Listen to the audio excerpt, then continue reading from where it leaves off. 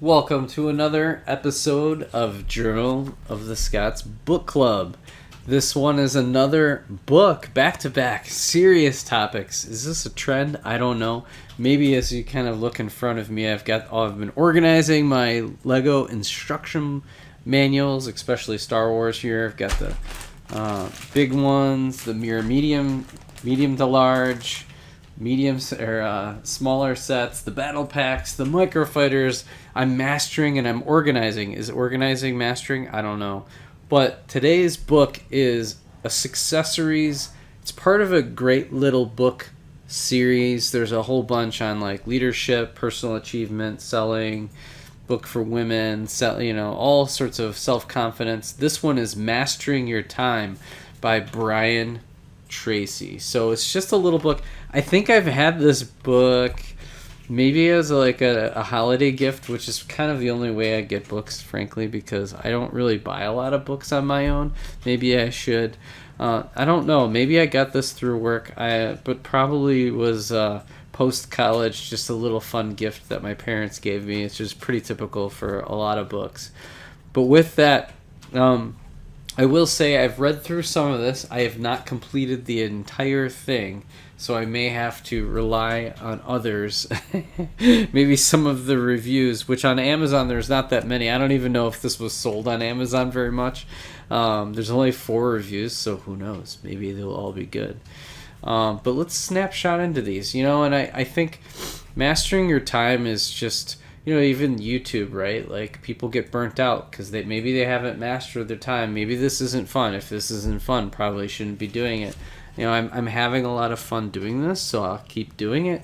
But, I think organizing, people are like, how do you work full-time, be a dad, have fun with my kids, which, Griffin's right over here, and how do you kind of make all this work? Well, the only way to do it is to master your time. And so let's kind of look through here. I'll pick a few randomly out here. It says in the beginning, it was really interesting, just a couple things. The quality of your life is determined by the quality of your time management. That's interesting. Like, we don't know if we're going to get hit by a bus tomorrow. I know that's kind of morbid, but we only have so much time, so either you have to kind of balance that future forward thinking with enjoying the now, right? So sometimes you're banking in, it's kind of like you have to kind of work to live to work, those kind of concepts. So, but at the end of the day, we're always kind of planning and mastering, and you just gotta do what you can. Here they said, time is your most precious resource. All you have to trade for the things you want in life. It's just it. People make their choices. Are you willing to kind of trade everything just to, acquire money resources? Is money resources the big, even really important? There's the quiet resignation where people are just like, you know what? I'm not working jobs that are going to make me work for more than 40 hours a week. I'm going to work X amount. This is what I'm going to do. Hey, if I only get paid X, I'm fine with that. That's just kind of what I'm going to do. I'm going to live very efficiently. If you think about it, how did we get to the point where people are literally just killing themselves over work? Like, in what for? Like, is your work going to, better the world? I don't know. Or is it, just bettering your family? Then it makes sense. But here's another one. Time is perishable. It cannot be saved. It can only be spent in different ways. Right, buddy? So how do you spend your time?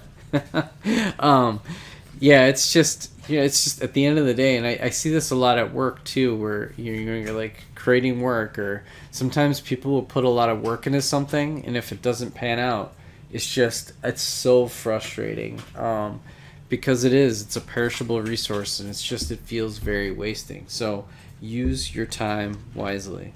Let's see. Here's another one. I wonder if is there chapters? No. So they just kind of run through it. Here's one. Reorganization. Continually seek better, faster, more efficient ways to accomplish the same result.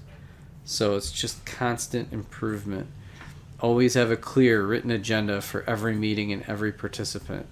That's hard to do. I mean, people say that kind of stuff. Start and stop meetings on time. Assume the latecomer is not coming.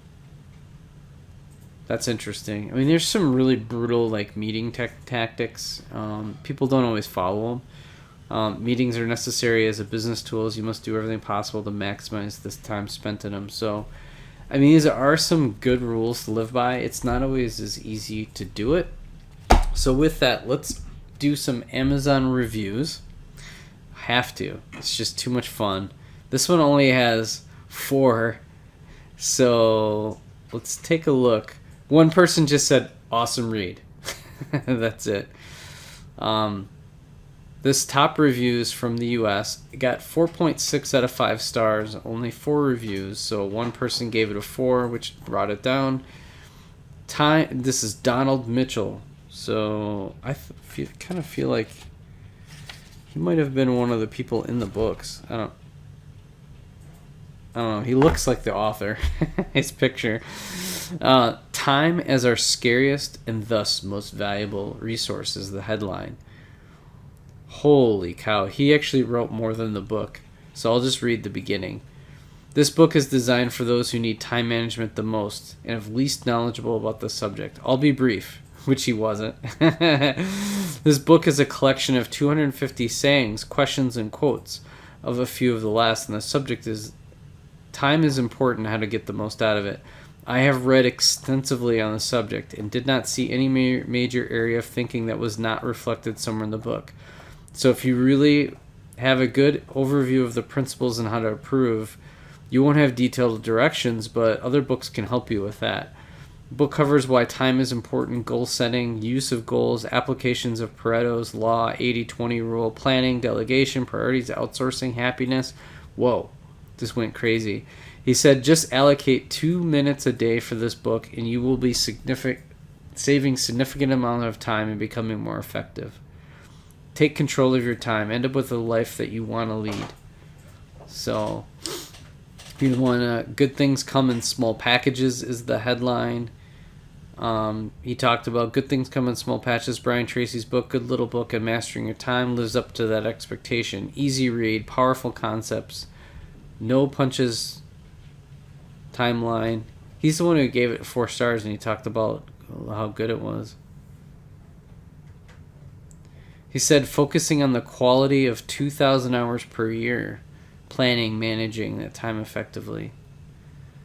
And that's where like sleep management, healthy lifestyles, like all of that really matters because like being able to be effective in your life allows you to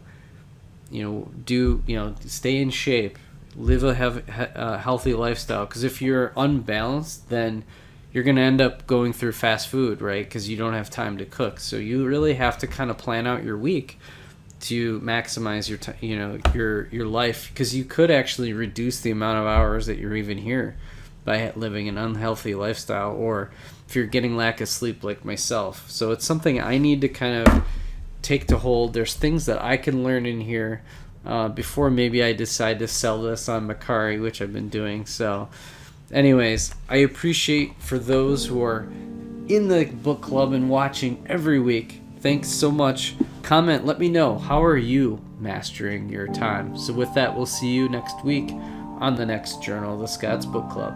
Bye for now.